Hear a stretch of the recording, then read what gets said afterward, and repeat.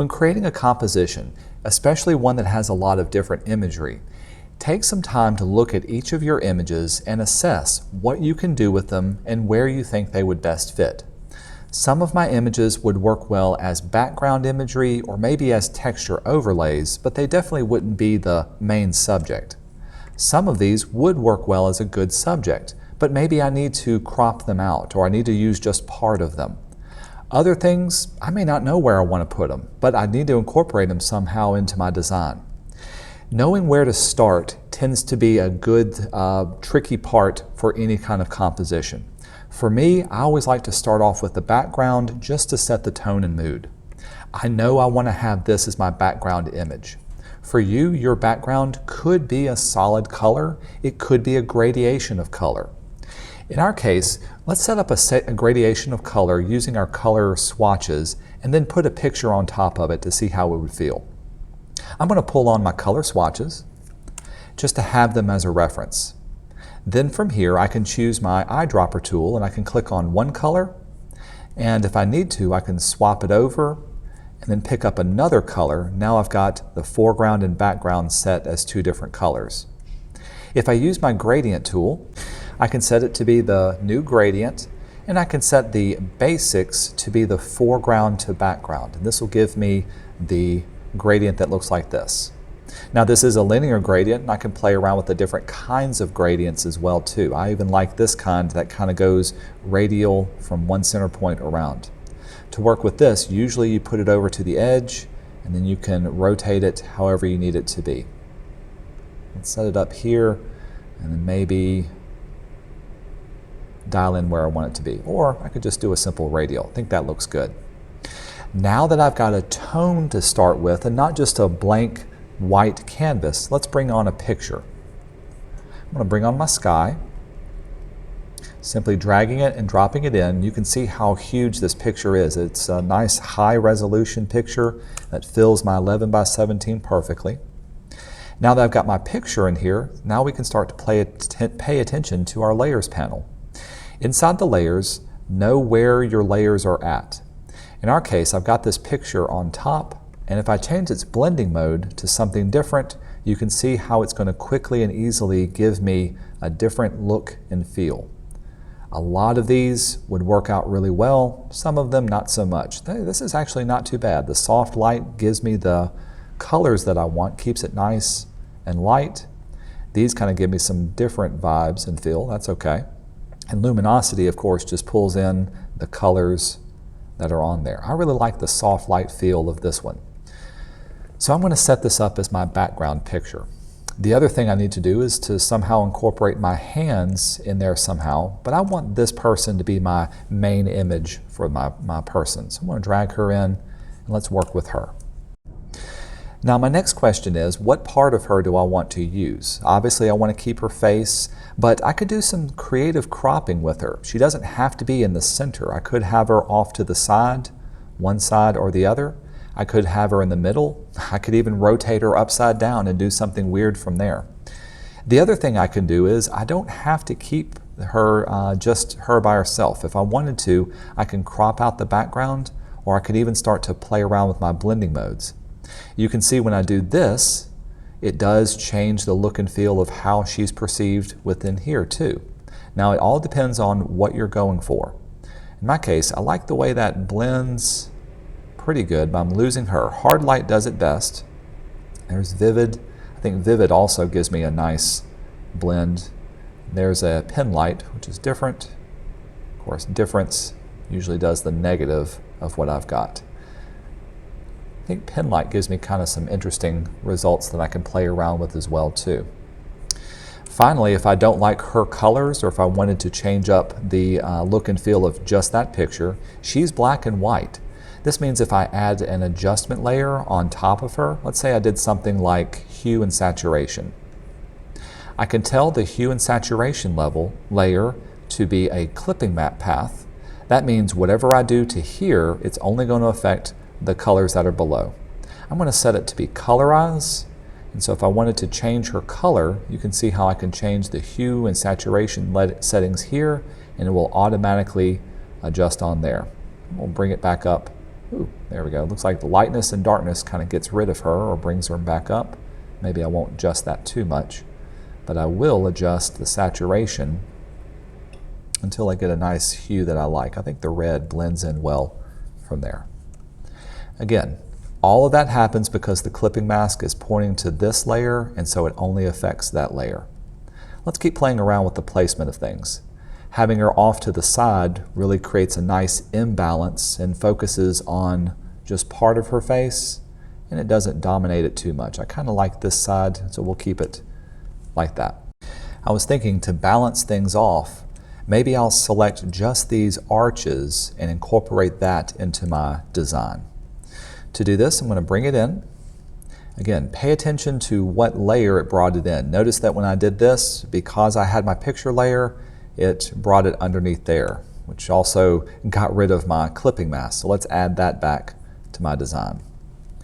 Sometimes when you start to work with multiple pictures, especially multiple pictures that are on several different layers, it tends to be a little bit overwhelming.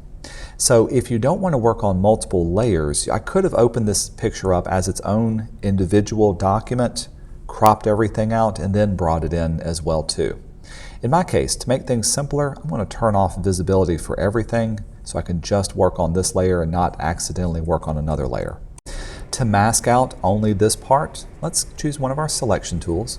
First, I need to reset my tools that I'm using so that I get just back all my tools. There we go. Let's go to our selection tools, and I'm going to use my quick selection just to see. If I told it to select the subject, it does a pretty good job of selecting just that area, but I can see it also gets a bunch of things that I don't want. Because I have my quick selection tool, I can tell it to not select an area by going into the minus. Let's get rid of this part. If I need to reselect something, I can add on to it by clicking and dragging and painting over this. For me personally, I like to work with the selection tools first and then add on my mask. So I'm going to select all this down here. Now that it's done, let's go into select and mask mode. This will open up our mask and give us an idea of what this would look like once it's masked off. I can see some areas up at the top that need to be refined as well. Again, I can use my edge refine, but I think just the masking brush tool will give me the results a little bit quicker. Take some time and select the parts that you want, using the mask to mask them off rather than deleting them.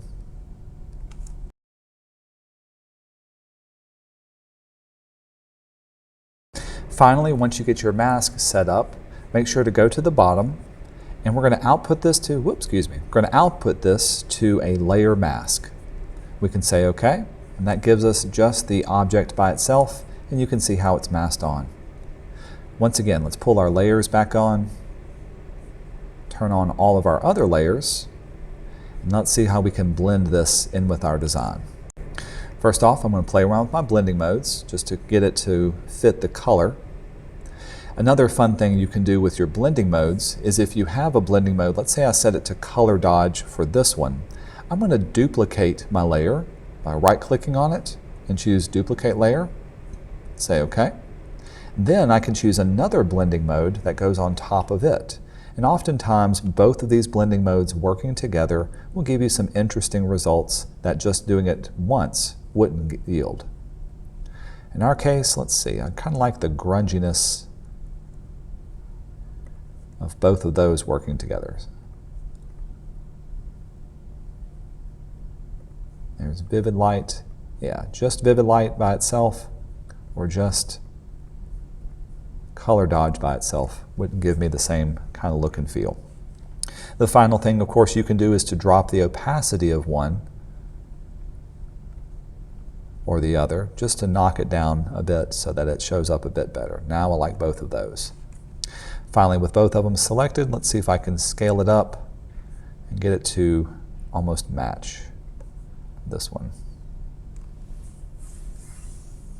Maybe I could have a doorway here or elongate it. I like it where it's overlapping and almost running into her eye, so maybe I want to mask off the rest of this. I want it to feel like it's ending right where her eye is. So in order to do this, I'm going to take it one layer at a time. I'm going to select the layer mask, grab my brush tool, my regular brush tool, and then finally I'm going to choose a soft edge brush. So the hardness is set to 0, the roundedness depends on how big we need it to be.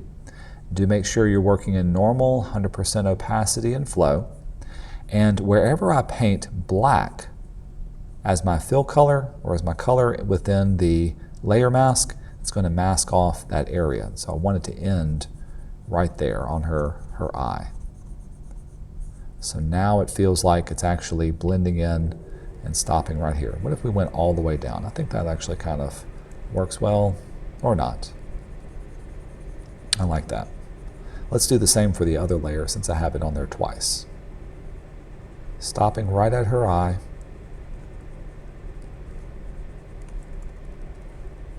And then masking off the rest. Now inside of this area, this is where I had envisioned having the flame or having something to do with the fire. I even like this one in the silhouette of a person in front of the flames, but I don't feel like I'm going to be able to cut out those flames exactly. So I'm definitely going to need to use or incorporate some other pictures of flames. If I brought these in, again, I'm placing it on top of everything for now. Placing it underneath will give me some different results, but let's play around with our blending modes. There's screen, which will instantly get rid of all of our darker colors. Of course, overlay will keep some of these colors. That's kind of cool that when I choose divide or difference, it actually gives me a different kind of fire rather than our solid normal fire. If I placed it down here, maybe even got it a little bit bigger, it's actually looking really good right there. So there's exclusion, color and luminosity. Screen makes it actually set there. Let's see what happens if I do and try to incorporate the person into this one. So I'm going to place it in here.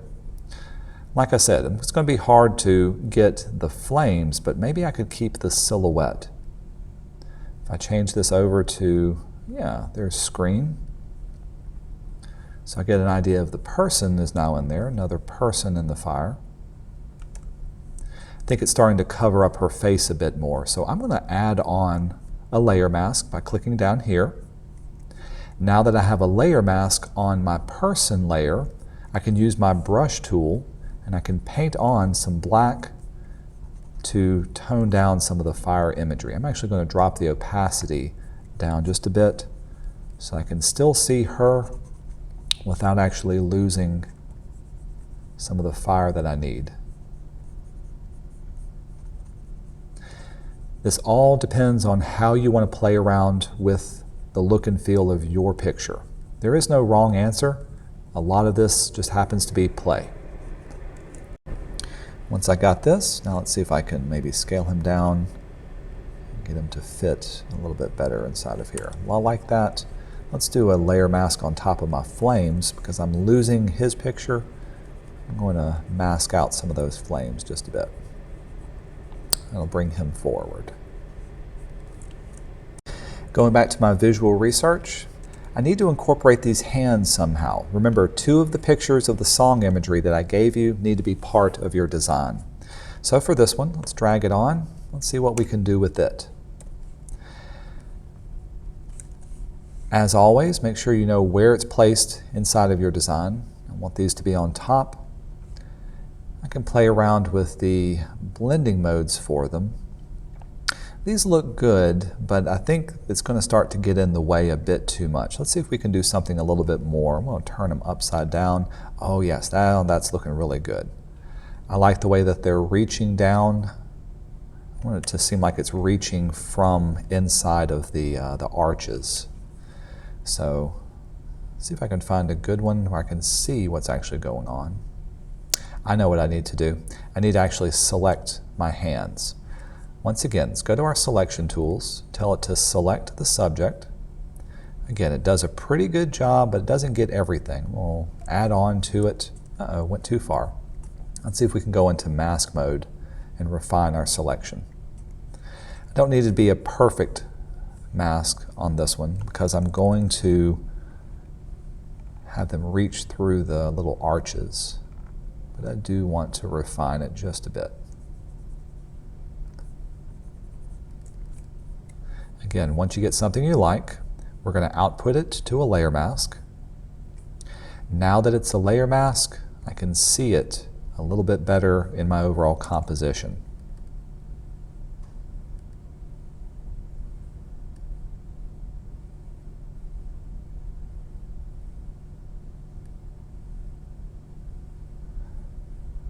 Let's see, I really like the way vivid light works there. I'm going to double it up, make a copy of my picture, and maybe for the one on top, there we go. And let's move them over. Finally, because I want it to look like it's reaching from behind, let's zoom back out, from behind or through the arches. Let's get it centered, and let's mask off that as well too. So grab my brush tool, make it a little bit smaller, and let's mask off these pictures.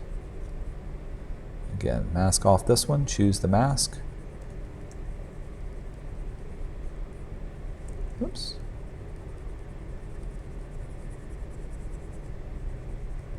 Then if necessary, I can drop the opacity of it. And there we have it. I've got my composition fully together. I've incorporated 2 of my pictures, my song imagery, both the background of the clouds and the hands. I've also incorporated my own visual imagery research, finding a picture of a person or something that has a mood or something that has from the lyrics an actual object.